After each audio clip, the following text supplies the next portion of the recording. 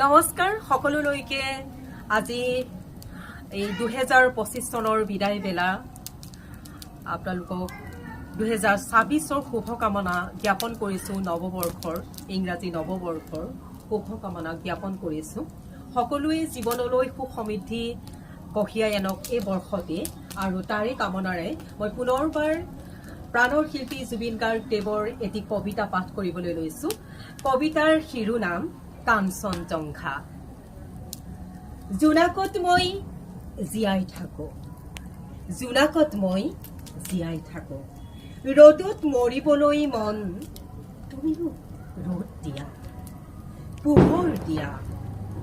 এন্ধাৰক মই শতভাগ পৰি কম মই সময় মই প্ৰলয়